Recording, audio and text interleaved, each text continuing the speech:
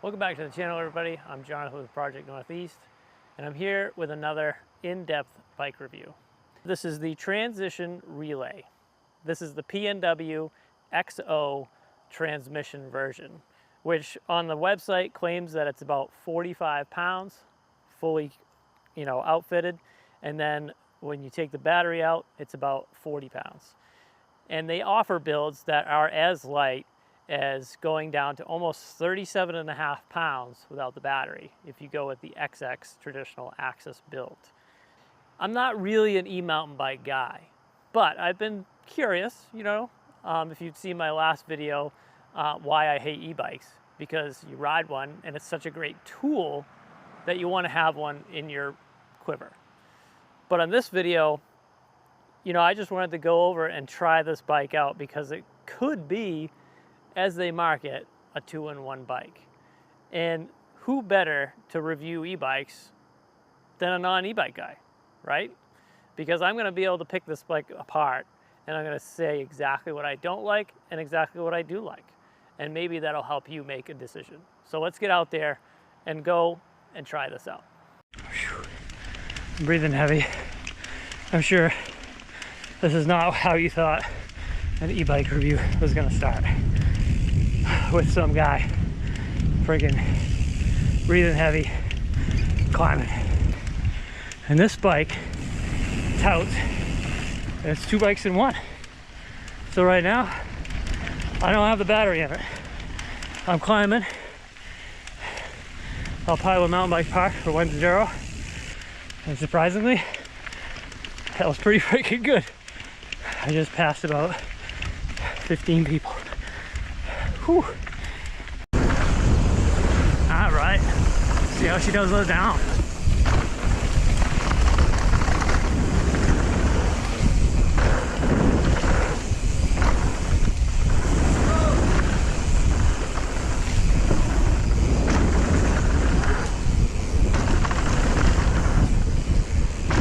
Uh-oh. Special shout out to my sponsoring shop, the Wheelhouse NH, up in Claremont, New Hampshire. They provided this demo for me to give you guys an in-depth review of, and they'll also be providing a couple more e-bikes in the near future. So if you're looking for a bike or to demo a bike right at the base of Arrowhead in Claremont, New Hampshire, you can go see the boys over at the Wheelhouse, and they will hook you up with a demo right out the back door, and you can try it and see what you think.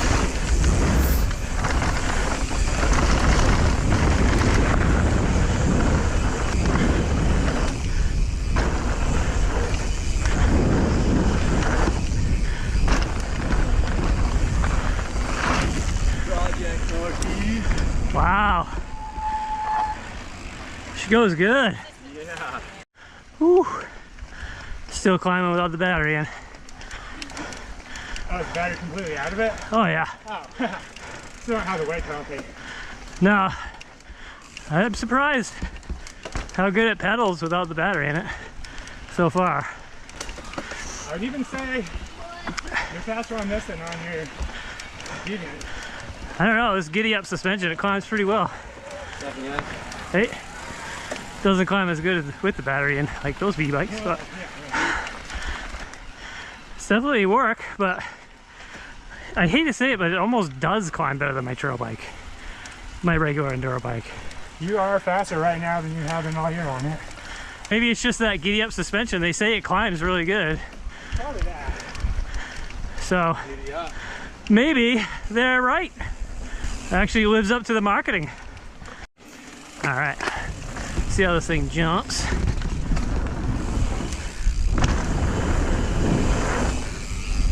A little case. Feel it out. So far though, holy crap. I honestly think this thing without the battery in it almost climbs better than my enduro bike now, which is the Deviate Claymore.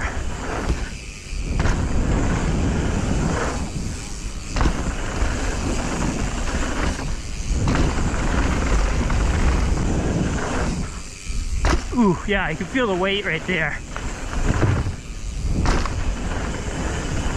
So it definitely feels a little clunky, a little heavy. Ooh.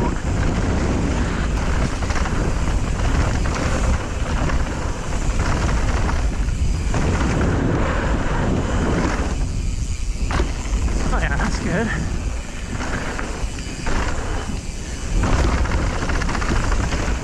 Ooh. Oh. Need to pedal for some of these. It feels a little weird in the air. It's like... Is it unbalanced, you think? It's just different. It's just different to the where it's like, it's still got weight to it, and you have to pedal a lot more to make and clear the jumps. I just don't think I was ready for the weight on a couple of those jumps, and I wasn't ready to pedal into them. Like, if this doesn't have the pop, it feels good in the air.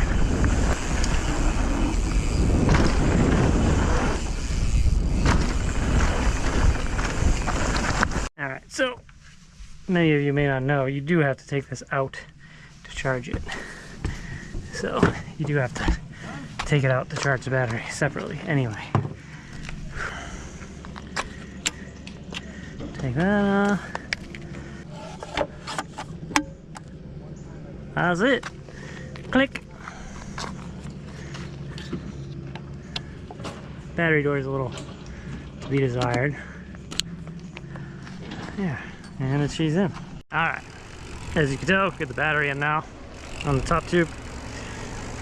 The white means it's basically off. Then you got 3 modes. You got green, eco, blue, and then magenta, or ludicrous speed. And then blue, which is supposed to be intermediate. They say, like, I don't know, I watched one review that's like, oh, it matches your watts. It ain't matching my watts. There ain't no way. I'm barely pedaling. And it's got to be putting out 500 watts. So that's pretty crazy. And if I go magenta, ludicrous speed, it's almost downhill speeds uphill.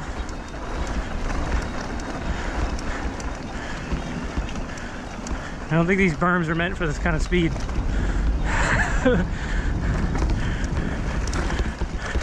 I'm guessing I'm not gonna get like a lot of time out of this battery going up like this, but if I had an e-bike, this is how I'd ride it.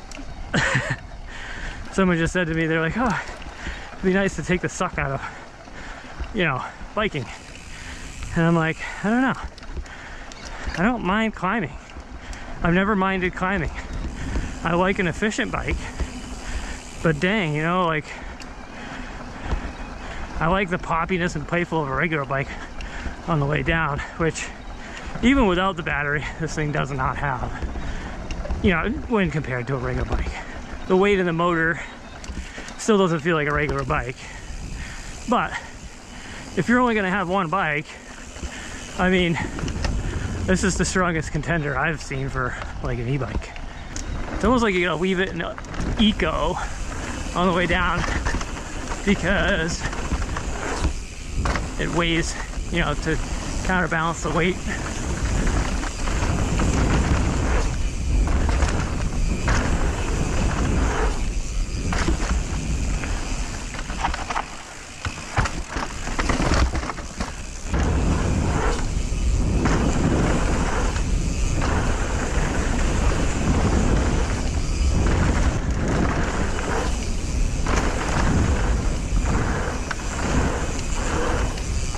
Yeah.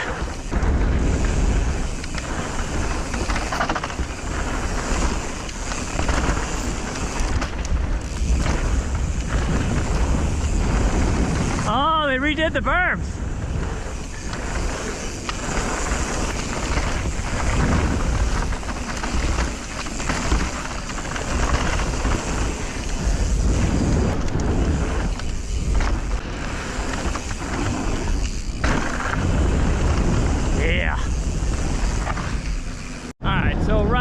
2 on the transition relay, and this is kind of more of the ride that I think that I would use this bike for. This is like, I got stuck in traffic, meeting a buddy, going in the backcountry, 4-mile road burn to get to the trailhead because there's limited access.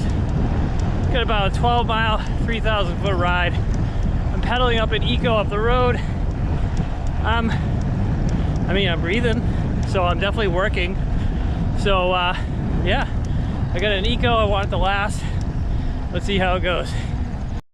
Well, I'm climbing up in eco mode, and I don't know, I think it's the green that kind of matches your watts. But it's also trying to get used to this climbing in tech. It's much different. The motor is not exactly a smooth delivery. It's kind of, I don't know. You almost got to use the motor to, like, when you're going slow, you just be like, kind of like do a little wheelie to get the front wheel over tech.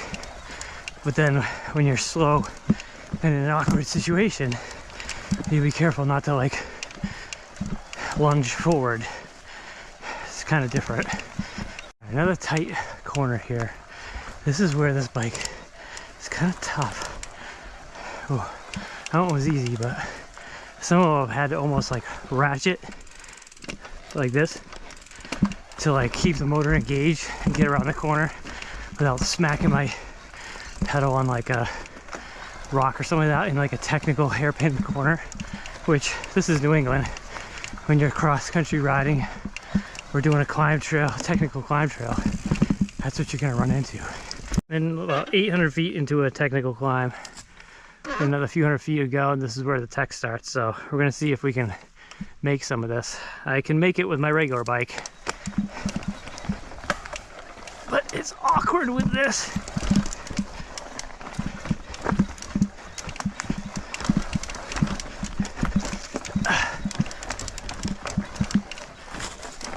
Oh, jeez. Let's get a little easier. I gotta get used to this, how it climbs.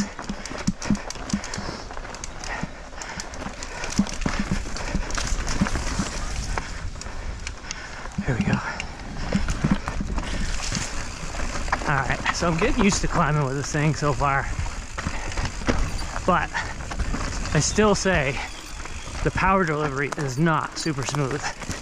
So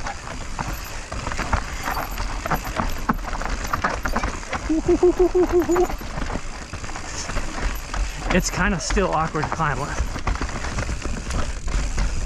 But then you drop into this stuff and it's like, hell yeah! Woo-hoo-hoo.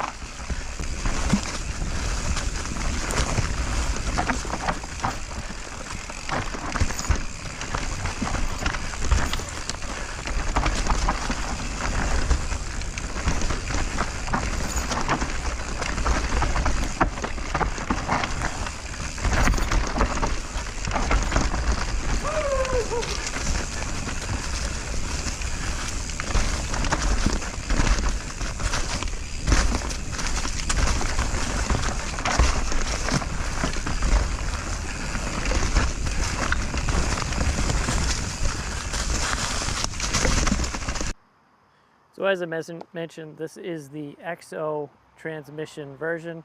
It's got a full SRAM XO transmission with a Praxis crank with the motor, and that's got a custom chain guard built by Transition.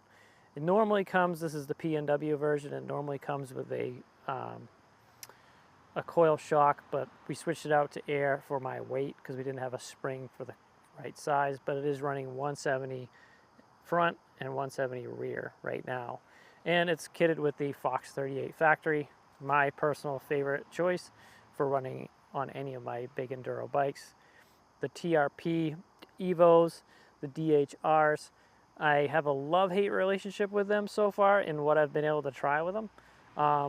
They kind of mimic the same struggles I had with my Shimano's, where they sit around and then they squeal and then they come back to life. halfway through your first run. They feel amazing, but they do give me that squealing feeling after they sit for a little while. They come with the Effect R 30 wheel set from Race Face, the Magic Mary Schwalbe's, and the Big Betty in the rear. And it's got the Anvil cockpit mandrel 30 bars, which actually feel pretty dang good. And it's got the one-up dropper with the one-up post. And this bike, it has this little switch on the side that helps you turn it on. You just kind of hold it up, and then the LEDs will come on. And it has 3 modes. It has Eco, I call it green, blue, and magenta, or, you know, Eco, medium, and ludicrous speed. And then if you really want to go fast for a short burst, you can kind of hold the lever up a little bit, and it'll kind of give you this thing, and that'll give you true ludicrous speed. Now the battery sits, as you would guess, in the down tube. It's got this little lever. Twist that out, take the cover off, and then there's the battery. The battery can just be taken out. You just click the switch, pull it out, and then you can take it off. You do have to take the battery out of this to be able to charge this battery. You cannot charge it while it's in the bike. This bike does come stock with a 29-inch wheel in the front, 27.5 in the rear, so it is a mullet setup from the factory. For the motor, we have the Fazua Ride 60 motor, which is a 60 Newton meter motor, and it weighs in at about 4.3 pounds. It says the minimal drag and power to weight ratio provide the magic when not riding with power. As you begin to ride beyond the speed cutoff, you're not penalized when continuing to push beyond the assistance like that of traditional e-mountain bikes. Let's get to the pros and cons and who this bike is for. So pros, I'll start off with saying that I was pleasantly surprised how good this bike pedaled uphill. I honestly want to say, like, I have a DV8 Claymore now. It's a high pivot bike. It's not known for its climbing ability on like smooth, you know, fire road style climbs, but it does really well on technical climbs. But with this bike, I was going up a smooth climb at Highland, and it really blew me away. I actually, without the battery in this bike, it probably weighs close to 40 pounds, and my Claymore is about 35 pounds. And I want to say this pedaled almost better without the battery in it, which is saying a lot. But that being said, this bike climbs like really well. I was really surprised. And that's what kind of people have said about the Spire. And this is supposed to be, from what I'm hearing, very similar to the ride feel of the Spire for the PNW version, which without the battery in it, I really enjoyed how it rode uphill and downhill. I actually thought the downhill performance was great, and I had a lot of fun on it, to be honest with you. With the battery in it, the pros were, it's got plenty of power. I did a full 2,500 foot climb over 15 miles over the course of like 2 to 3 hours, and I still had about 60% of the battery left to go. It did not use up the whole battery. So I could see myself going out for a 20-mile, 6,000 foot ride and be at the end of the battery life. And honestly, like, I could probably finish a bigger ride with just pedaling my power, you know, using my own power if the battery died. And it probably wouldn't be that bad because it does climb pretty well. Obviously, the other pros are the build spec. The brakes are great. Like I said, they did have that point where they don't really like them when they sit. You have to get them broken in almost again because they squeal a little bit every time I go out and ride it. But let's get to the cons. The cons of this bike are just like any e-bike for me, because I'm not really an e-bike guy. I don't enjoy the way they descend, right? I like a really light, flickable bike that I can just, you know, change direction at a, you know, moment's notice, you know, endo turn around tight corners and switchbacks in the mountains, and feels light in the air. This bike is not that. It's an e-bike, right? But with that being said, it's one of the better e-bikes I've ridden. But the cons for me is the engagement of the motor isn't the smoothest. You know what I mean? It lunges a little bit. So if you're in a tight switchback situation with rocks, roots, and technical stuff, even if it's dry, you have to really like almost what I call half hitch it. You really have to just like keep the motor engaged to get around a turn. Otherwise it can kind of like send you and lunge when the power comes in. And that's kind of frustrating to me. I found the best way that this thing climbed was to stand up and mash the pedals in eco mode, honestly. Like, it would give me plenty of power to be able to get up really steep technical climbs. But that would be the con for me. The power engagement was not as smooth as, say, like a Fuel EX E. One other con for me would be the battery door. The battery mount itself seems to be pretty rugged, holds the battery in, has a nice engagement, clicks right into place, and it comes out, you know, fairly easy. But the battery door, you know, it rattles. It does. It moves around. It's not super secure. I'd almost like to see it, like, you know, I hate to say it, even have to use a tool to get it out, or add more latches so it's more secure. With the one latch up there, you know, the whole thing's just got, you know, securing at both ends, and it kind of flaps around in the middle, and it doesn't feel super secure. All right, so final thoughts and who this bike is for. I really enjoyed this bike without the battery. I know it's crazy to say, but I like this bike without the battery, which leads me to believe I really want to try Aspire, honestly. But to have this as a tool in my quiver, I wouldn't mind it at all. Like, it's plenty of e-bike for me. I wouldn't need a full powered e-bike. This thing's light enough if you have trouble lifting things, you know, like up onto the rack or into the bed of a truck with like a full power e-bike. This is a great option. I mean, 45 pounds as it sits with the coil and all that stuff, or you could get the lighter version. This would be a good choice for you. And then you can, you know, you can always take the battery out if you want to go for a regular trail ride, and it'd be even lighter. This bike is for the person that just wants to be able to go out and, you know, has a mountain near them. They want to be able to get a big, you know, climb out of the way, still have a really good descending bike. This bike would be great. You know, you could just climb right up, you know, just inch your way up it, you know, in the 3 different modes, and you'd be able to have an awesome bike and do, you know, 4, 5, 6,000 feet in a night. If I had an e-bike to pick, this is probably a pretty good choice, you know. And thing that stuck out to me the most is the fact that I took the battery out of this thing and I had more fun on it without the battery. And I almost want to say I had more fun on it without the battery in it than my current enduro bike. I know, that's kind of hard to believe. Kind of blew me away.